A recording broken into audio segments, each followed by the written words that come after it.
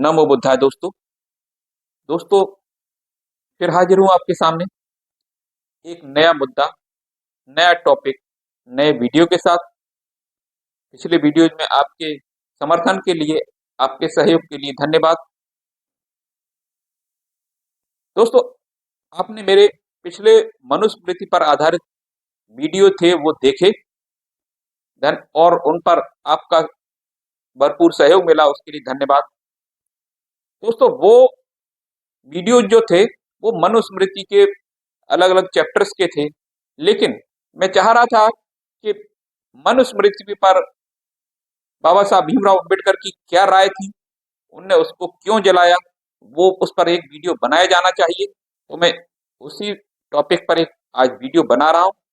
और ये वीडियो अगर आपको अच्छा लगे तो लाइक कीजिए, चैनल को सब्सक्राइब कीजिए। दोस्तों, बाबा साहब को क्यों जरूरत पड़ी इसको जलाने की, महिलाओं और शूद्रों के लिए ऐसा क्या लिखा हुआ था जिस पर बाबा साहब भीमराव अम्बेडकर को आपत्ति थी, उन्हीं के विचारों को मैं आपके सामने रख रहा हूं। तो दोस्तों, वीडियो शुरू करता हूं। अच्छा लगे तो लाइक कीजिए, चैनल को सब्सक्राइब कीजिए। दोस्तों, 25 दिसंबर को मनुस्मृति दहन दिवस के रूप में मनाया जाता है, जिसे स्त्रीवादियों का एक समूह भारतीय महिला दिवस के रूप में मनाने का आग्रह भी रखता है। मनुस्मृति शूद्रों अति शूद्रियों के साथ साथ स्त्रियों को भी अपने विधानों का शिकार बनाता है। दोस्तों, स्त्रियां केवल शूद्र समुदाय की नहीं, स्त्रियां प्रत्येक समुदाय की, उनको दबाया गया, उनको सताया गया इस मनुस्मृति के कानूनों के द्वारा, इसके काले विधानों के द्वारा। मनुस्मृति से मुक्ति स्त्री की मुक्ति के लिए एक पहल है, जिसकी शुरुआत 25 दिसंबर 1927 को डॉक्टर अंबेडकर ने मनुस्मृति के दहन के साथ की थी। डॉक्टर अंबेडकर ने अपने आलेख हिंदू नारी का उत्थान और पतन में स्त्रियों की दुर्दशा का विधान रचते हुए मनुस्मृति की खबर ली थी। यहाँ हम मनुस्मृति दहन दिवस के बारे में इस आलेख का एक अंश प्रस्तुत कर रहे हैं। प्राचीन काल की नारी की स्थिति से तुलना करने पर हमें दिखाई देता है कि आज की नारी घोर पतन की स्थिति में पहुंच गई है।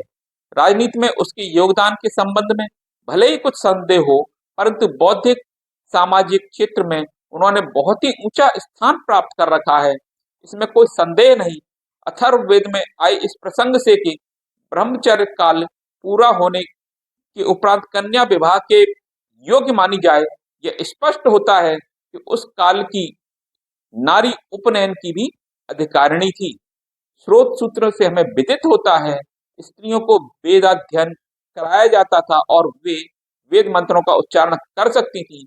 और सबसे बड़ा प्रमाण तो पाणिनि का अष्टाध्यायी है, जिससे सिद्ध होता है कि स्त्रियां गुरुकुल में रहकर वेदों की विभिन्न शाखाओं का अध्ययन करती थीं तथा मीमांसा में पारंगत होती थीं। पतंजलि का महाभाष्य हमें बताता है कि स्त्रियां उस समय आचार्य थीं और कन्याओं को वेद पढ़ाती थीं। पुरुषों के साथ धर्म, दर्शन, अभ्यास आदि गूढ़ विषयों पर स्त्रियों के शास्त्रार्थों के उदाहरण भी कम नहीं है। जनक और सुलभा, याज्ञवल्क्य और गार्गी, याज्ञवल्क्य और मैत्रेयी, शंकराचार्य और विद्याधरी के शास्त्रार्थ ये बताते हैं कि मनुस्मृति के पहले के युग में स्त्रियां ज्ञान और शिक्षा के क्षेत्र में उच्चतम शिखर तक पहुंच सकती थीं। भारतीय इतिहास इस बात को निर्विवाद रूप से सिद्ध कर देता है कि एक युग ऐसा था जिसमें स्त्रियां अत्यंत सम्मान की दृष्टि से देखी जाती थीं। डॉक्टर काशी प्रसाद जायसवाल की पुस्तक हिंदू राजतंत्र के अनुसार राजाओं के राज्याभिषेक में प्रमुख भाग लेने वाले रत्नों में रानी भी एक होती थी। और जिस प्रकार राजा अन्य रत्नों का अर्चन वंदन करता था, उसी प्रकार रानी का भी करता था। यही नहीं, अपनी प्रधान रानी के अतिरिक्त अपनी नीची जाति की पत्नियों की भी वह सम्मान पूजा करता था। इसी प्रकार अभिषेक के पश्चात राजा श्रेणियों की प्रमुख महिला का वंदन करता था। विश्व के इतिहास की दृष्टि से भी नारियों की उपयुक्त स्थिति अत्यंत गौरवपूर्ण थी। इस स्थिति में उनके पतन के लिए कौन दोषी ठहराया जा सकता है?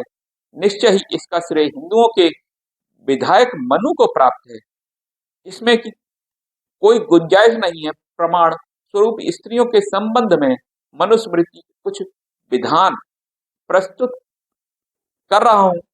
ये जो श्लोक दिए गए हैं जो मनुस्मृति के, उसका अर्थ इस प्रकार है, अर्थात पुरुषों को अपने जाल में फंसा लेना तो स्त्रियों का स्वभाव ही है।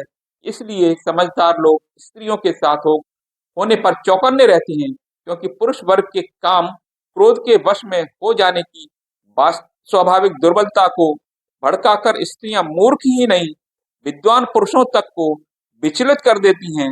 पुरुष को अपनी माता, बहन और पुत्री के साथ भी एकांत में नहीं रहना चाहिए, क्योंकि इंद्रियों का आकर्षण बहुत तीव्र होता है और विद्वान भी इससे नहीं बच पाते हैं। अगला श्लोक जो आप देख रहे हैं, इसका अर्थ इस प्रकार है, अर्थात पुरुषों में स्त्रियां न तो रूप का विचार करती हैं, न उसकी आयु की परवाह करती हैं। सुरूप हो अथवा कुरूप, कैसा भी पुरुष मिल जाए उसी के साथ भोगरत हो जाती हैं। सदा पुरुष संग की इच्छा रखने वाली चंचल चित्त और स्वभाव से निष्ठुर होने के कारण कितने भी यत्न से क्यों न रखी जाएं, स्त्रियां पतियों के प्रति निष्ठावान नहीं रह पाती हैं। मनुष्य की दृष्टि में स्त्रियों का क्या स्थान था, वह उपरोक्त उदाहरण से स्पष्ट है। स्त्रियों के प्रति मनु के विधान का यह एक नमूना मात्र है।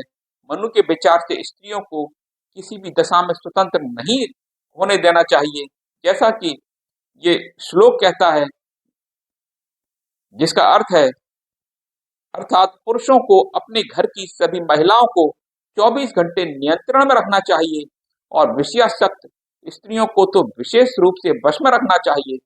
बाल्यकाल में स्त्रियों की रक्षा पिता करता है, यौवन काल में पति और वृद्धावस्था में पुत्र उसकी रक्षा करता है। इस प्रकार स्त्री कभी भी स्वतंत्रता की अधिकारिणी नहीं है। स्त्रियों के चाल ढाल में जरा भी विकार आने पर उसका निराकरण करना चाहिए, क्योंकि बिना परवाह किए स्वतंत्र छोड़ देने पर स्त्रियां दोनों कुलों, पति व पिता के लिए दुखदायी सिद्ध हो सकती हैं। सभी वर्णों के पुरुष इसे अपना परम धर्म समझते हैं और दुर्बल से दुर्बल पति भी अपनी स्त्री की यत्न पूर्वक रक्षा करते हैं। और ये जो श्लोक है, इसका अर्थ है, स्त्री को चाहे वो बालिका हो, युवती हो अथवा वृद्धा हो, अपने घर में भी कोई कार्य स्वतंत्रता पूर्वक नहीं करने चाहिए। बाल्यावस्था में अपने पिता के, यौवनावस्था में अपने पति के और पिता के न रहने पर उसे अपने पुत्रों के अधीन बनकर रहना चाहिए। कभी भी स्वतंत्र नहीं रहना चाहिए। स्त्री को अपने पिता, पति और पुत्रों से अलग कभी नहीं होना चाहिए। ऐसी स्वच्छंद स्त्रियां निश्चय ही दोनों कुलों, पिता और पति के दोनों कुलों की भी,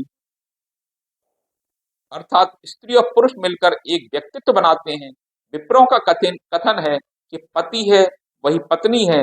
पति पत्नी के रूप में स्त्री पुरुष के अविच्छेद संबंध संबंधी मनु के विधान को बहुत से हिंदू बड़ी श्रद्धा से देखते हैं और वह समझते हैं विवाह संबंध क्योंकि आत्मा का मिलन होता है, इसलिए मनु ने इसे अविच्छेद बताया है। परंतु मनु का विधान यहीं तक सीमित नहीं होता है तो कोई बात नहीं थी। आश्चर्य तो तब है यह कि अविच्छेदता केवल स्त्री के लिए है, पुरुष के लिए नहीं।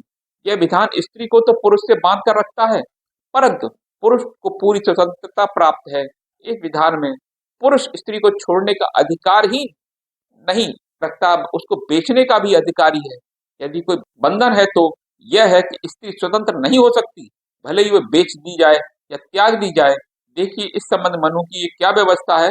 ये अर्थात पति द्वारा त्याग किए जाने तथा किसी दूसरे के हाथ बेच दी जाने पर भी कोई स्त्री दूसरे की पत्नी नहीं कही जा सकती। उसे उसके विवाहित पति का उस पर आजन्म अधिकार बना रहेगा। इससे बढ़कर भी राक्षसी मनोवृत्ति कोई हो सकती है, इसमें संदेह है। परंतु स्मृतिकार मनु का उद्देश्य तो बौद्ध काल में स्त्रियों को मिली स्वतंत्रता का अपहरण करना था। उन्हें अपने विधान के औचित्य और अनौचित्य से क्या लेना देना था। उन्हें तो स्त्रियों की स्वतंत्रता से सिर में पीड़ा हो रही थी और इस पीड़ा के निवारण का एक ही उपचार स्त्रियों की स्वतंत्रता का अपहरण था। उन्होंने किया। धन संपत्ति के विषय में मनु ने पत्नी को एक दास से अधिक नहीं समझा। अर्थात ये जो श्लोक है वो बताता है कि स्त्री पुत्र तथा दास की कोई धन संपत्ति नहीं होती। जो कुछ ये कमाते हैं वह इनका अपना न होकर पति, पिता और स्वामी का ही माना जाएगा। आगे चलकर मनुस्मृतिकार ने विधवा पर दया करके उसे निम्नलिखित अधिकार दिए। नंबर 1, नदी यदि स्वर्गीय पति संयुक्त परिवार का सदस्य था तो विधवा को गुजारा मिल सकता है। दूसरा, यदि मृत पति अलग होकर रहता था तो उसकी संपत्ति में विधवा का हक तो है, परंतु व्यवस्था व नियंत्रण में स्त्री का कोई हाथ नहीं रहेगा। अगला श्लोक क्या कहता है? पत्नी, पुत्र, दास, शिष्य तथा अपने रक्त संबंध का भाई यदि अपराध करे तो रस्सी या फटे बांस से मारा जा सकता है। इस प्रकार मनु के विधान में स्त्री को शारीरिक दंड देने का अधिकार भी पति को दिया गया है। इसके अतिरिक्त मनु के विधान में स्त्रियों को ज्ञान प्राप्त करने तथा वेदाध्ययन का अधिकार नहीं दिया गया। ये और श्लोक है, ये भी इसके बारे में जान लेते हैं। ये कहता है कि निर्धारित कार्यक्रम के अनुसार स्त्रियों के जो संस्कार किए जाए उनमें वेद मंत्रों का पाठ न किया जाए। ब्राह्मण संस्कृति में यज्ञ कर्म धर्म की आत्मा माना गया है, परंतु मनु ने स्त्रियों को इस धर्म कार्य से भी वंचित रखा है। इस संबंध में उनका आदेश निम्नलिखित है। वो इस प्रकार है कि अर्थात कन्याएं, युवतियां, थोड़ा पढ़े लिखे लोग, कुपढ़, बीमार, संस्कार रहित व्यक्ति यज्ञ के होता न बनाए जाएं, वरना होता और यजमान दोनों नरकगामी होंगे। धर्म लाभ से स्त्रियों को वंचित रखने के लिए उनको स्वयं तो यज्ञ करने के लिए अयोग्य ठहराया। मनु ने ब्राह्मणों पर भी बंधन लगा दिए, वे भी स्त्रियों के लिए यज्ञ न करें। इस प्रकार न स्वयं यज्ञ कर सकती, न ब्राह्मणों के द्वारा करा सकती। ब्राह्मणों पर रोक लगाने के लिए मनु ने विधान बनाया और ये श्लोक बताता है कि जिस यज्ञ में श्रोत्रिय आचार्य न हो, जिसमें समस्त ग्राम अध्वर्य हो तथा जिसमें स्त्री व नपुंसक होता हो, ऐसे यज्ञ को अश्लील माना जाता है। ब्राह्मण ऐसे यज्ञ में भोजन ना करे। और अब जरा स्त्रियों के द्वारा मनु द्वारा निर्धारित जीवन आदर्श को जरा देखिए। अर्थात स्त्री का पिता अथवा पिता की सहमति से इसका भाई जिस किसी के साथ उसका विवाह कर दे, जीवन पर्यंत वो उसकी सेवा में रत रहे और पति के न रहने पर भी पति की मर्यादा का उल्लंघन कभी न करे। स्त्री का पति दुशील, कामी और सभी गुणों से रहित हो तो भी एक साध्वी स्त्री को उसकी सदा देवता के समान सेवा व पूजा करनी चाहिए। स्त्री को अपने पति से अलग कोई यज्ञ, व्रत या उपवास नहीं करना चाहिए, क्योंकि उन्हें अपने पति की सेवा शुश्रूषा से ही स्वर्ग प्राप्त होता है। यहाँ पर मनु की उन व्यवस्थाओं को दे देना भी उपयुक्त रहेगा जिन्हें स्त्रियों के लिए हिंदू अत्यंत श्रेष्ठ व अनुकरणीय आदर्श घोषित करते हैं। और ये बताता है विधिवत मंत्रों द्वारा ग्रहित पति स्त्री के लिए हर काल व ऋतु में सुखदायक है। लोक परलोक दोनों में उसे सुख ही मिलता है, इसलिए उसे सदैव प्रसन्न चित्त रहना चाहिए। गृह कार्य को दक्षता पूर्वक करते हुए वह घर के बर्तन आदि को साफ रखे तथा खर्च में मितव्यता बरते। और इसके बाद जो आगे जो श्लोक आ रहा है उसमें तो स्त्रियों के वध को एक बहुत हल्का अपराध, उपपातक बताकर मनु ने स्त्रियों की जड़ता पर ही मोहर लगा दी।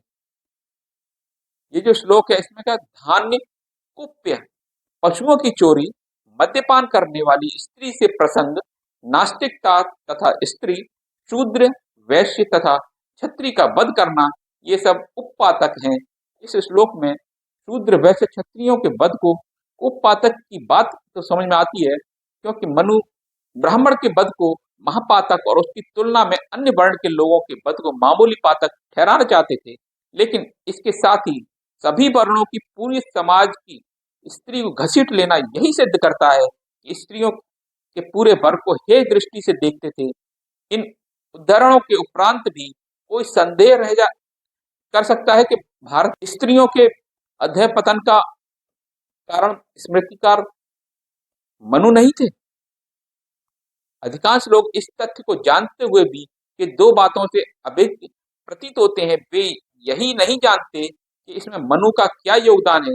स्त्रियों के प्रति मनुस्मृति में दी गई व्यवस्थाओं कोई नई या मनु की इजाद की हुई नहीं है। ये सब ब्राह्मण और ब्राह्मणवाद की विचारधारा का प्रतिनिधित्व करती हैं। मनुस्मृति के पूर्व ये सब विचार सामाजिक मान्यताओं के रूप में विद्यमान थे। मनुस्मृति में केवल उन सब मान्यताओं के रूप परिवर्तन कर धर्मशास्त्र और राज्य विधान बना दिया गया। दूसरी बात जो प्रायः लोग नहीं जानते हैं वो यह है कि मनुस्मृति में आखिर स्त्रियों और शूद्रों की इतनी अयोग्यताएं क्यों थोपी गईं? इसका स्पष्ट कारण यही है कि बौद्ध काल में समाज में दो वर्ग, स्त्रियां और शूद्र, बुद्ध धर्म में अधिक श्रद्धा रखते थे और बड़ी संख्या में बुद्ध धर्म को ग्रहण कर रहे थे, जिसके कारण ब्राह्मण धर्म की नींव हिली जा रही थी। अतः अपने धर्म की रक्षा के लिए मनुस्मृति का स्त्रियों का झुकाव बुद्ध धर्म की ओर से मोड़ना चाहते थे। यही कारण है कि मनु ने स्त्रियों पर इतनी पाबंदियां लगा दी कि वह सदा के लिए पंगु हो जाए। और प्रमाण स्वरूप देखिए, ये श्लोक कहता है कि वर्ण संकर, सन्यासी व आत्मघाती लोगों की पिंडोदक क्रिया आवश्यक नहीं। इसी प्रकार उन स्त्रियों की पिंडोदक क्रिया न की जाए जो पाखंडी संप्रदाय का अनुसरण करती हों, स्वेच्छाचारिणी हो, गर्भपात, पतिघात, सुरापान करने वाली हो। इस व्यवस्था के लक्ष्य अन्य के अतिरिक्त अभी जो जो श्लोक ये आ रहा है इसमें भी दिया गया है। पहला शिकार प्रवज्ञा लेने वाले लोगों से तात्पर्य बौद्ध परिव्राजकों से है, जो गृह त्याग कर सन्यासी का जीवन व्यतीत करते थे। दूसरी ओर पाखंडी संप्रदाय के संकेत से निश्चय ही स्मृतिकार मनु का अभिप्राय बुद्ध धर्म से है। इस प्रकार से एक प्रकार से मनु ने यह प्रबंध कर दिया कि किसी परिवार या का जो स्त्री या पुरुष बुद्ध धर्म का अनुयायी बनेगा उसकी पिंडोदक क्रिया न की जाए। इसका प्रभाव यह पड़ता था कि भयवश कोई स्त्री पुरुष बुद्ध धर्म ग्रहण ही नहीं करता था, और यदि कर लेता था तो परिवार के अन्य सदस्यों से त्याग देते थे।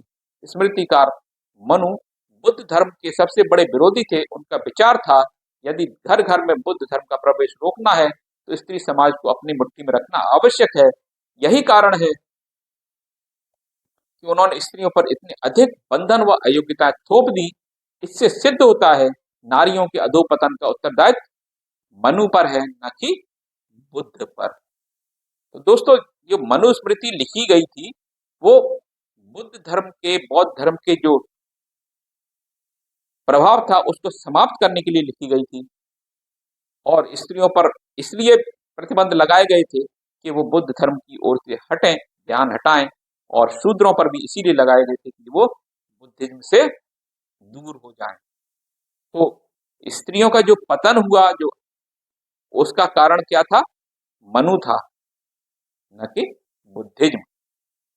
दोस्तों, आपने बाबा साहब भीमराव अम्बेडकर के विचार जाने, क्यों उन्होंने मनुस्मृति को जलाया। अब आप बताइएगा कैसा लगा ये आपको वीडियो, कमेंट्स के द्वारा। अगर अच्छा लगा हो तो लाइक कीजिए, चैनल को सब्सक्राइब कीजिए। दोस्तों, मिलता हूं अगले वीडियो में, तब तक के लिए नमो बुद्धाय।